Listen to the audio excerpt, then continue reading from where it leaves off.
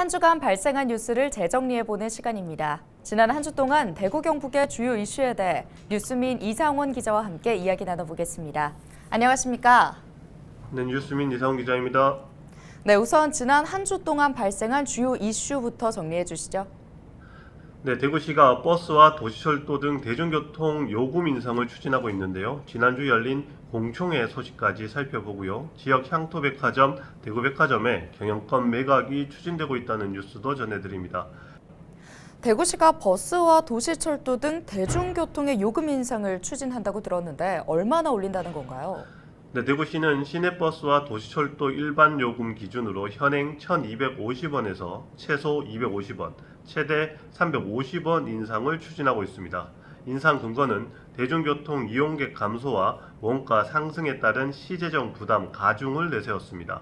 대구시는 2016년 12월 인상 이후 현재까지 코로나19와 서민가계 부담 등을 이유로 요금 조정을 보류해온 만큼 최근 서울 등 전국 지자체의 요금 인상 논의에 발맞춰 대구도 인상을 하겠다고 밝혔습니다.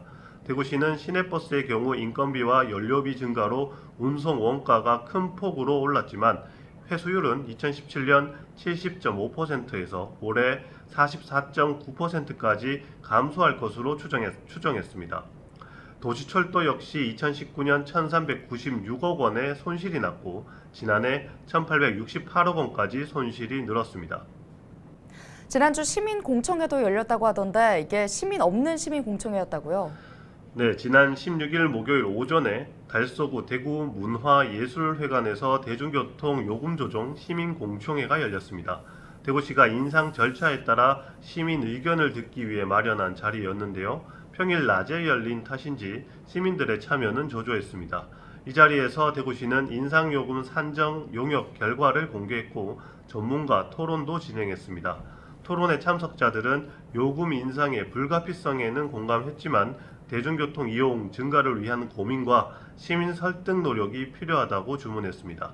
정의당과 녹색당은 대중교통 요금 인상 소식이 전해진 후 반대 활동에 나섰고 공청회에도 참석해서 시민 없는 시민공청회에서 피상적인 분석만 오갔다며 반대 뜻을 반복해 밝혔습니다.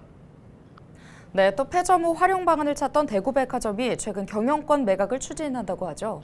네, 유일하게 남은 지역 향토백화점 대구백화점이 경영권 매각 추진 사전 절차에 들어갔습니다. 지난 10일 대구백화점은 전자공시를 통해 매각 주관사에서 예비 후보자들을 선정해 실사를 개시했다면서도 구체적으로 결정되거나 확정된 건 없다고 설명했습니다. 언론을 통해 알려진 유력 매입 후보자는 차바이오 그룹입니다. 대형 헬스케어 기업인 차바이오 그룹이 대백 경영권을 매입해 본점 부지에 복합의료센터나 도시명 실버타운을 조성하려고 한다는 구체적 보도도 나온 상태입니다. 하지만 차바이오 그룹은 15일 공지를 통해 대백 인수와는 관련이 없다는 입장을 밝힌 상태입니다. 네, 오늘 주간 이슈 점검은 여기까지 듣겠습니다. 이상원 뉴스민 기자였습니다. 고맙습니다. 네, 감사합니다.